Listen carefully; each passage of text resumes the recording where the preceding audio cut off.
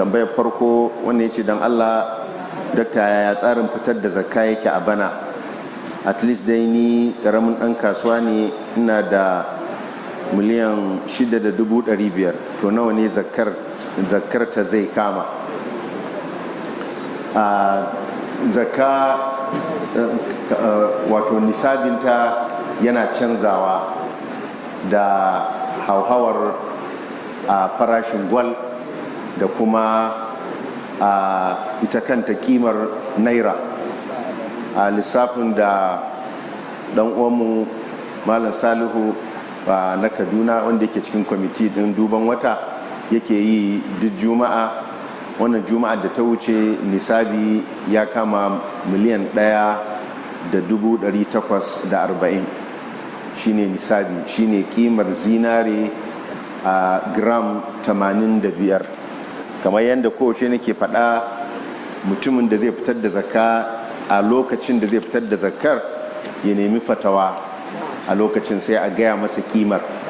In kuma ma zai iya shi da kansa zai iya lissafin, sai ya je ya tambayi masu sayar da gwal, kamar a nan Kano ya tambaya a kasuwar Sabon Gari nawa ne gram ɗin gwal, ya tambaya a kasuwar Kam nawa ne gram ɗin gwal, ya tambaya a kasuwar Rimi bakin asibitin Murtala nawa ne gram ɗin gwal.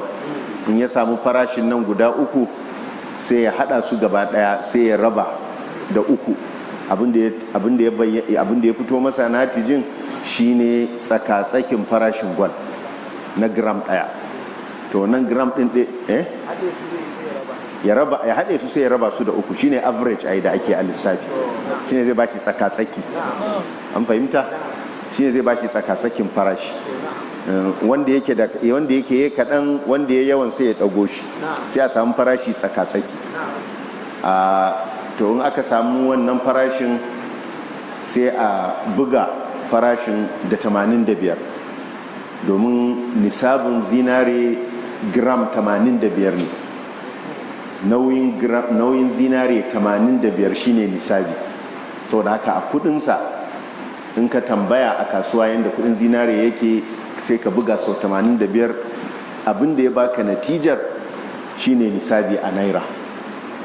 In kuma kana da app din da yake bada farashin gwal a kasuwar duniya, da yake baka farashin gwal a kasuwar duniya, sai ka duba ka gani nawa ne kudin gram a lokacin, zai baka a lokacin nawa ne gram din gwal, amma a dala zai baka. To in ya baka dala, to sai kuma kai waya wafa inda ake sayar da dala, ka ji nawa ne kudin dala. Ba za ka yi amfani da kimar dala ta central bank ba, don wannan bogi ce, ba hakika ba ce, ba za ka taba samun wannan ba. Ainihin kudin dala shine inda za ka saya a kasuwa, shine kimarta. To wannan kimar da aka ce maka na dala, sai ka yi lissafi, sai ka buga ta da kudin gram daya sau 85, sannan ka mayar da shi zuwa in ka samu kimar dala na dala, sai abin da ya fito maka shine zai zama to natija. Yawanci za ka ga suna tafiya daidai, to kaga ko da baka yi fatawa ba, in ka samu wannan ya zama to maka abin da za ka yi aiki da shi. Abin da kuma ake fitarwa kashi 1 cikin 40. saboda haka yanzu kamar shi wannan da yake da miliyan 6,500,000, a kowace miliyan 1 zai fitar da 25,000. saboda haka a miliyan 6 zai fitar da 150,000. a rabin miliyan na me? a'a, ku tsaya mana gama lissafin na.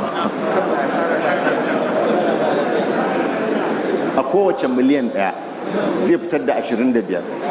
A miliyan 6 nawa kenan? Ba 150 ba? Ba 150 ba? To a 500 kuma zai fitar da 12,500. wato kun riga ni ne, saboda haka 162,500 shine kuka yi sauri kuka yi. To na yadda kun iya yin kasuwa ne.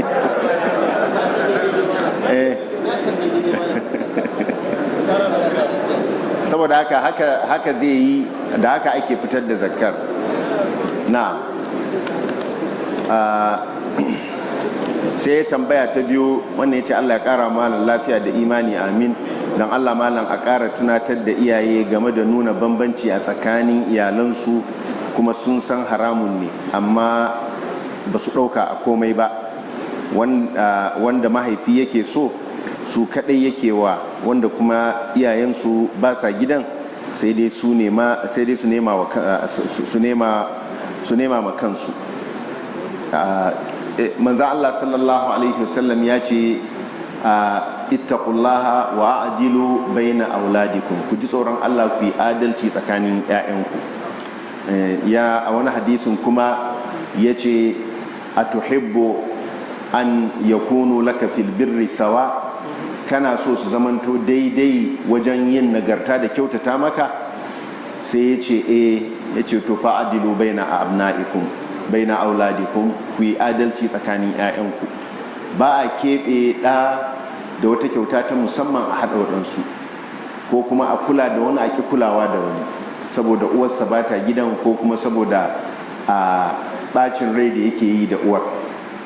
Wannan haƙƙi ne wanda Allah ne ya ɗora maka, ba alaƙarka da mahaifiyar ce ta sa za ka yi masa za ka kyautata masa ba. haƙƙi ne wanda Allah maɗaukakin sarki ya ɗora maka, kuma taba'an wannan haƙƙi yana akan waɗanda suke wato suna ƙarƙashin kulawa, waɗanda suke ba su zamanto sun iya ɗaukan nauyin kansu ba, da kuma in 'ya'ya mata ne ba su tare a gidan mazajensu ba.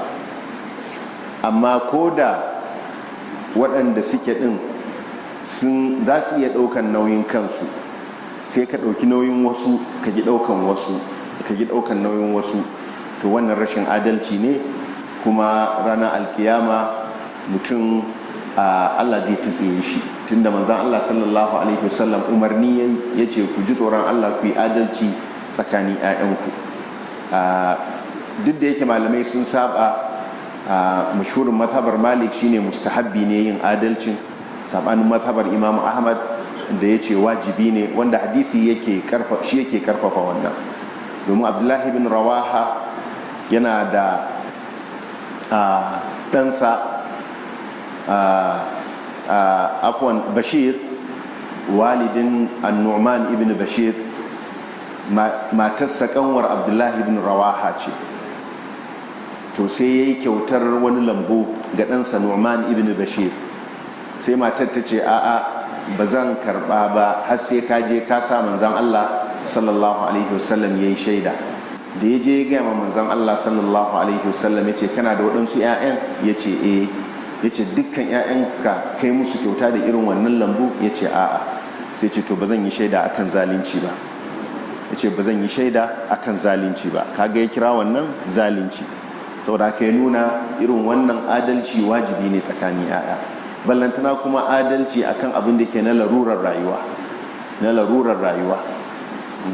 abinda yara za su ci da kai su asibiti da biya musu kudin makaranta, sai ga waɗansu iyayen har bambantawa suke a makaranta. 'Ya'yan wadda ake so suna makaranta mai tsada, 'ya'yan wanda ba a so kuma babu wadda za ta tsaya ta ga an yi ma 'ya'yanta, ko mahaifiyarsu ta rasu ko ta bar gidan, in aje a sa su a makarantar da yanda aka je haka ake dawowa. To irin wannan duk abu ne wanda ya wajaba a ji tsoron Allah, iyaye a ji tsoron Allah, kamar yadda manzon Allah sallallahu alaihi wasallam ya yi wannan wa'azi. Kana so su zamanto dukkaninsu suna kyautata maka, ya ce to ka ji tsoron Allah, ka yi adalci tsakaninsu, ko baka san abin da za su zama ba. la'alla waɗanda suke su ne wanda baka kyautata ma ɗin ba, su ne Allah maɗaukakin sarki zai sa musu rahama gare ka, su ne za su rinka tausaya maka. saboda haka idan suka girma suna tausaya maka, waɗanda kuma kama yadda su 'yan lele ba ruwansu da kai, a lokacin nan sai kai ta samun nadama cewa ga abin da kai musu, su kuma ga irin abin da suke maka, su kuma musamman da yake Allah ya sanya musu rahama a cikin zuciya. Don haka mu ji tsoron Allah. Wannan ba koyarwar addininmu ba ce. Addinin musulunci ya kafu akan yin adalci da barin zalunci. To sannan wannan ya ce Allah ya ƙara malam lafiya da jinkiri mai amfani, amin.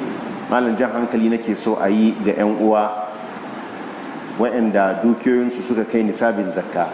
Wasu daga cikinsu za a ga sun fitar da kuɗi masu kauri, amma maimakon su ɗau wani adadi na masu bukata a basu abin da ta yiwu wata shekara su masu wadatu daga karɓar zakkar, sai dai su yi tunanin fitarwa su ma. Maimakon haka suna da sunayen waɗanda suke katsatsala wa zakkar nan duk shekara ba canji, inda abin da ake basu bai fi su kashe a ranar ba. Jan hankali na biyu shine game da zafin kishi na wasu mata a inda da mijinsu ya ƙara aure sun gwammace ya biya bukatarsa ta hanyar fasikanci, kuma gashi da halin ƙarin amma sun hana shi. Na gode, Allah ya saka da alkhairi, a sha ruwa lafiya. Duk tambayoyi, duk wa'azi kuke so a yi maimakon ku zaɓo tambayoyi.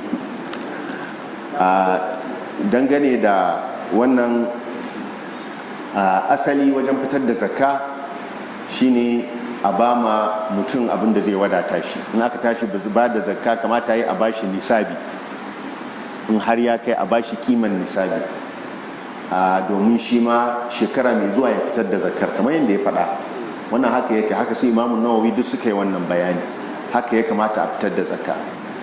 Amma yayin da ake cikin yanayi na fantsamar talauci da fantsamar bukata, da bukatar yau ma ta gagara a biya ta, ballantana a yi tunanin bukatar shekara ɗaya, to gaskiya idan mutum ya kacancala zakkar ya ba ma mutane masu yawa don ya rage musu raɗaɗin talaucin, to wannan shi ma ya dace da manufa ta shari'ar musulunci, ya dace da manufa ta shari'ar musulunci. Kuma yawan mutane, ni a fahimta ta wannan ne musu fatawa da wannan, saboda ganin irin halin da ake ciki na fantsamar talauci, da cewar mutane da dama bukatar su ta yau ce ma ta gagara, saboda haka ko da abin da za a ba su zai biya bukatar yau din, ai an rage talauci, in ya so gobe kuma Allah ya jibince ta. Amma a ce 'yan kaɗan ɗin za a bama, to ya dace da ruhin shari'a na yadda dukiya za ta rinka, wato yadda za a rinka fitar da mutane daga talauci, wanda ya shine maksudin zaka, kai la yakuna dulatan bainal aghniya minkum, kad dukiya ta rinka yawo tsakanin mawadata, wato yadda za a samu abin da ake cema a turanci da social studies, social mobility, waɗanda suke talakawa wato za su taso su shiga cikin ajin mawadata. Wannan shine maksudin zakka. To amma idan wannan maksudin bai samu ba, to babban maksudi na zakka shine a ɗauki dukiya daga mawadata a kai ya zuwa ga mabukata. In aka ba ma mabukata, aka yaye musu bukatarsu, ko da ba ta shekara ba ce, ko da ta kwana ɗaya ce, an cimma manufar zakka. Saboda haka a gaskiya a cikin irin wannan hali da ake ciki babu laifi, da yake kuma ita fatawa tana canzawa da irin halin da al'umma take ciki. Halin da al'umma take ciki yana tasiri wajen canjin fatawa. Dangane da mata kuma masu zafin kishi, to za a yi wa'azi, amma ka san ba wa'azi ne kadai zai maganin kishin mace ba. Ko da wani lokaci musamman ma almuhim dai kun san dai sha'anin kishi da mata. Manzo Allah sallallahu alaihi wasallam shi yace mana, yace gharat ummukum, mahaifiyarku ta yi kishi. Ma'ana a fassara biyu, na Nasara matar Annabi Ibrahim ita ma ta yi kishi, ta ce a ɗauke mata Hajara, ba za ta zauna da ita ba, a tafi da ita. Aka je aka kai ta Makka, uwar Annabi Ismail. Yace to mahaifiyarku ma ta yi kishi, haka Annabi sallallahu alaihi wasallam yace. Ko kuma ita Aisha radiyallahu anha, da ta fasa akushin da aka kawo na abincin, ta yi kishi. Ce mahaifiyarku ce amma ta yi kishi, ba ka ya za ka yi in mahaifiyarka ta yi kishi, kana gani ka san kishi ne, ba yadda za ka yi, sai dai ka ce Allah ya huci zuciyarki. Amma wannan abin inkari a nan shine da wai mace za ta, na farko dai tukuna yana neman izinin matarsa kafin ya ƙara aure. Wannan abin inkari ne. In kana neman izini ba ta taɓa baka izini ba, ta baka izini ba za ta taɓa baka izini ba.